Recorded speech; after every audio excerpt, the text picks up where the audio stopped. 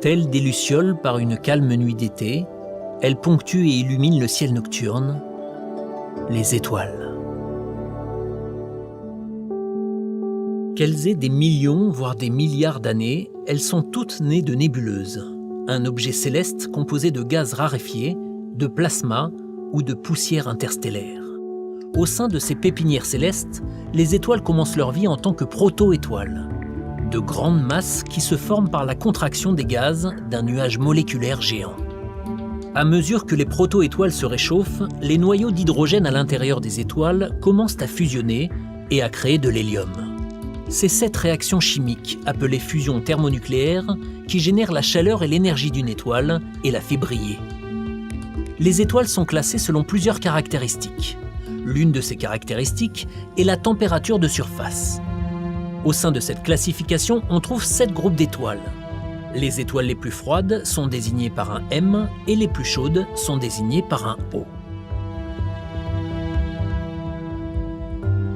Les étoiles sont aussi classées selon leur luminosité, soit l'intensité de la lumière qu'elles émettent.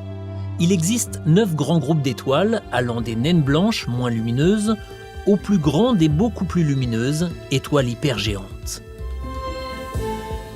Mais quelle que soit leur luminosité et leur température de couleur, toutes les étoiles finissent un jour par manquer d'hydrogène et s'éteindre.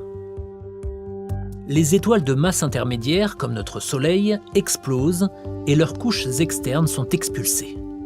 Elles évoluent vers une naine blanche entourée d'une nébuleuse en expansion. Les étoiles plus massives, elles, implosent en supernova, laissant derrière elles des corps célestes très denses, appelés étoiles à neutrons. Mais les étoiles les plus massives, des étoiles dont la masse dépasse au moins de 3 fois celle de notre Soleil, s'effondrent sur elles-mêmes pour former ce que l'on appelle un trou noir. Les rémanents de ces étoiles, les éléments les plus lourds, sont rejetés dans l'espace. Et c'est cette poussière d'étoiles qui dissémine la vie elle-même.